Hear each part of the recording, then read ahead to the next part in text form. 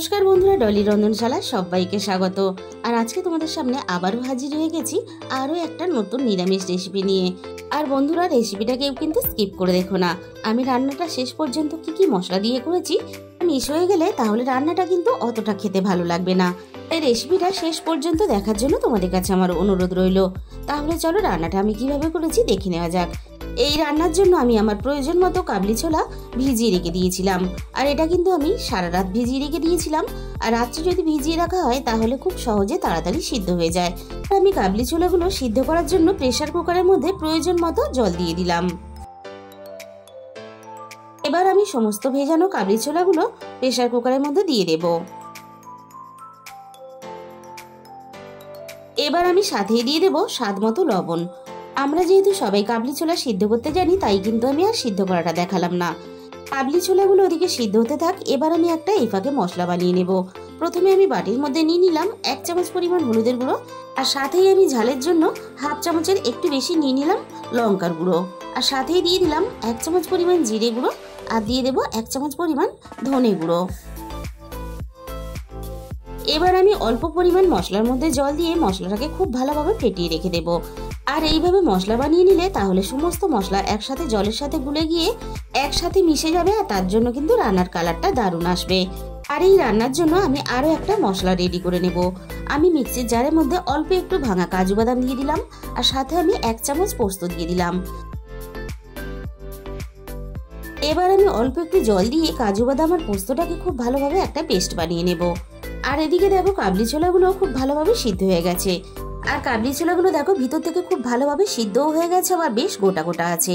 এইভাবেই কিন্তু কাবলি ছোলাগুলোকে সিদ্ধ করে নিতে হবে। আর এই রান্নার জন্য আমি এখানে 200 গ্রাম পনির নিয়েছি। বন্ধুরা, তোমরা হয়তো এই রেসিপিটা অনেক রকমভাবে বানিয়েছো, তবে আমি যেভাবে বানিয়েছি এইভাবে একবার বানিয়ে দেখো। নিরামিষ অনুষ্ঠান বাড়িতে যেভাবে রান্নাটা করা হয় সেই রান্নার কিন্তু স্বাদ চলে আসবে। পনিরটা আমি কেটে নিয়েছি। আর পনিরটা দেখো আমি একটু ছোট করেই পিস করে কেটে নিয়েছি। তোমরা তোমাদের পছন্দ মতো কেটে নেবে। এবার আমি পনিরের মধ্যে স্বাদ মতো লবণ দিয়ে দিলাম। সাথেই আমি চায়ের চামচের 1 চামচ পরিমাণ ময়দা দিয়ে দিলাম। আর এখানে দিয়ে দেব চায়ের চামচের 1 চামচ পরিমাণ কর্নফ্লাওয়ার। তোমাদের কাছে যদি কর্নফ্লাওয়ার না থাকে তাহলে তোমরা শুধু ময়দা দিয়েও করতে পারো। এবার আমি পনিরটা হালকা হাতে নাড়াচাড়া করে মেখে নেব। আর এটাকে রেস্টে রাখার প্রয়োজন নেই, সাথে সাথেই কিন্তু রান্নাটা আমি করে নেব। প্রথমে আমি কড়াইয়ের মধ্যে পরিমাণ মতো সরষের তেল দিয়ে দিলাম। আর সরষের তেলেই আমি রান্নাটা করব। তোমরা চাইলে সাদা তেলেও রান্নাটা করতে পারো, তার জন্য কিন্তু স্বাদের কোনো পরিবর্তন হবে না। প্রথমে আমি তেলটাকে খুব ভালোভাবে হাই হিটে গরম করে নেব। আর পনির ভাজার আগে তেলটাকে কিন্তু খুব ভালোভাবে গরম করে নিতে হবে। এবার আমি পনিরগুলোকে ভাজার জন্য তেলের মধ্যে দিয়ে দেব। আর পনির ভাজার সময় আমি তেলের পরিমাণটা একটু বেশি দিয়েছি, কারণ পনিরটাকে আমি একটু ছাকা তেলে ভেজে নেব। আর পনিরের মধ্যে অল্প একটু ময়দা আর কর্নফ্লাওয়ার মাখিয়ে এভাবে যদি ছাকা তেলে ভেজে নেওয়া হয়, রান্নার পরে উপরটা যেমন টেস্টি খেতে লাগবে আর ভিতরটা তেমনই নরম হবে। পনিরগুলো আমি 2 থেকে 3 মিনিটের মতো নাড়াচাড়া করে বেশ লালচে করে ভেজে নিয়েছি। এর থেকে আমি আর বেশি লালচে করে ভাজবো না। এবার আমি সমস্ত ভাজা পনিরগুলোকে কড়াই থেকে নামিয়ে নেব। আর এইভাবে পনির ভেজে শুধু যে তরকারি খেতে ভালো লাগে তা কিন্তু না, শুধু মুখেও খেতে কিন্তু দারুণ লাগে। আর রান্নাটা যেহেতু এতটা তেলে আমি করব না, তাই তেলের পরিমাণটা আমি কিন্তু একটু কমিয়ে নিলাম। এবার আমি ওই একই তেলের মধ্যে ফোড়নে দিয়ে দিলাম 1/2 চামচের একটু বেশি গোটা জিরে। আর সাথেই আমি এখানে দিয়ে দেব 2টো শুকনো লঙ্কা। আর শুকনো লঙ্কাগুলো শুধুমাত্র আমি রান্নাতে সুন্দর গন্ধ আসার জন্য ব্যবহার করেছি। এবার আমি ফোড়নটাকে নাড়াচাড়া করে একটু লালচে করে ভেজে নেব। আমি আগে থেকে রান্নার প্রয়োজন মতো আদা আর একটা মাঝারি সাইজের টমেটো আর একটা কাঁচা লঙ্কা একসাথে পেস্ট করে রেখেছিলাম। এবার আমি তেলের মধ্যে দিয়ে দেব। এবার আমি মিনিট খানেকের মতো একটু নাড়াচাড়া করে কষিয়ে নেব, যাতে আদা আর টমেটোর কাঁচা গন্ধটা চলে যায়। আগে থেকে যে আমরা গুঁড়ো মশলাটা রেডি করে রেখেছিলাম সেটা আমি এবার এখানে দিয়ে দেব। এবার আমি রান্নার মধ্যে স্বাদ মতো লবণ দিয়ে দেব।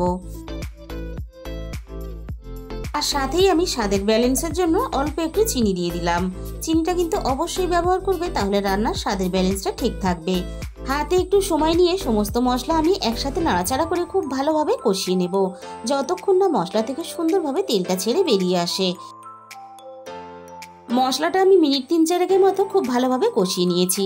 আর দেখো মশলা থেকে তেলটা কিন্তু আলাদা হয়ে গেছে। এবার আমি এখানে চায়ের চামচের 1 চামচ পরিমাণ বাটার দিয়ে দিলাম। আর অল্প একটু বাটার অবশ্যই রান্নাতে ব্যবহার করবে, তাহলে রান্নার স্বাদ আর গন্ধটা আরও দুর্দান্ত হবে। বাটারটা নাড়াচাড়া করে মশলার সাথে আমি একটু মিশিয়ে নিলাম। এবার আমি রান্নার মধ্যে পেস্ট করে রাখা কাজু আর পোস্তটাকে দিয়ে দিলাম। আর সাথেই আমি অল্প একটু বাটি ধুয়ে জল দিয়ে দিলাম। আবারও আমি সবকিছু একসাথে মিনিট খানেকের মতো একটু নাড়াচাড়া করে মিশিয়ে নেব। আর যেহেতু কাজু পোস্ত দেওয়া আছে তাই কিন্তু আমি খুব বেশিক্ষণ কষাবো না, তাহলে কাজু পোস্তর স্বাদটা নষ্ট হয়ে যাবে। এবার আমি মশলার মধ্যে সিদ্ধ করে রাখা কাবলি ছোলাগুলো দিয়ে দেব। এবার আমি কাবলি ছোলাগুলো মশলার সাথে নাড়াচাড়া করে মিনিট 3-4 মতো খুব ভালোভাবে কষিয়ে নেব। আর বন্ধুরা, অল্প একটু বাটার দেওয়ার জন্য যেমন রান্নার টেস্টটা বেড়ে যাবে, তেমনই কিন্তু অল্প একটু কাজু বাদাম আর পোস্ত বেটে দিলে রান্নার গ্রেভিটাও দারুণ আসবে আর রান্নাটা খেতেও দুর্দান্ত হবে। আমি সবকিছু একসাথে নাড়াচাড়া করে খুব ভালোভাবে কষিয়ে নিয়েছি। এবার আমি রান্নার মধ্যে 1 চামচের একটু বেশি চানা মশলা দিয়ে দিলাম। আর চানা মশলাটা কিন্তু অবশ্যই ব্যবহার করবে, তবেই কিন্তু রান্নার স্বাদ পারফেক্ট আসবে। তবে তোমাদের হাতের কাছে যদি চানা মশলা না থাকে তাহলে গরম মশলা গুঁড়োটা ব্যবহার করবে। চানা মশলাটাও আমি মিনিট খানেকের মতো কষিয়ে নিলাম। এবার আমি রান্নাতে প্রয়োজন মতো জল দিয়ে দেব। তোমরা যতটা গ্রেভি রাখতে চাও সেই হিসাব করে কিন্তু জলটা দিয়ে দেবে। সবকিছু একসাথে নাড়াচাড়া করে খুব ভালোভাবে মিশিয়ে দিয়ে এবার আমি রান্নাটা হালকা একটু ফুটে ওঠার জন্য অপেক্ষা করব।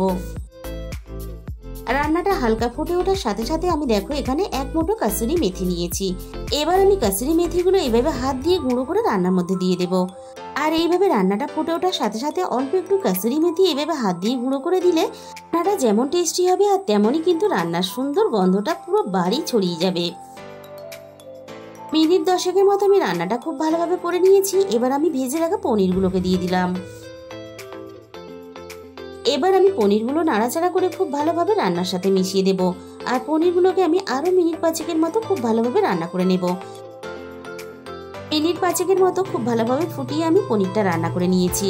এবার আমি তোমাদের দেখিয়ে দেবো, দেখো পনিরগুলো রান্না হওয়ার পরে কতটা ফুলে বড় বড় হয়ে গেছে। আর বন্ধুরা, একদিন হলেও তোমরা বাড়িতে এই রেসিপিটা অবশ্যই ট্রাই করে দেখো। গরম গরম লুচি পরোটার সাথে খেতে জাস্ট অসাধারণ লাগে। এবার আমি তোমাদের খুব কাছে থেকে দেখো দেখিয়ে দিলাম রান্নাটা কতটা সুন্দর দেখতে হয়েছে। আর দেখতে যতটা লোভনীয় হয়েছে খেতে কিন্তু তার থেকে 10 গুণ বেশি ভালো হয়। তাহলে বন্ধুরা, আজকের এই রেসিপিটা ভালো লাগলে ভিডিওতে একটা লাইক করে দিও আর নিজেদের বন্ধুদের মধ্যে শেয়ার করে দিও। আর যে সমস্ত নতুন বন্ধুরা এখনো পর্যন্ত আমার চ্যানেলটাকে সাবস্ক্রাইব করোনি, এরকম নতুন নতুন রেসিপি পেতে আমার চ্যানেলটাকে সাবস্ক্রাইব করে পাশে থাকা বেল আইকনটা ক্লিক করে অল করে দিও। তাহলে আমি যখনই কোনো নতুন রেসিপি আপলোড করব সবার আগে তোমার কাছে পৌঁছে যাবে। আজকে তাহলে এই পর্যন্ত।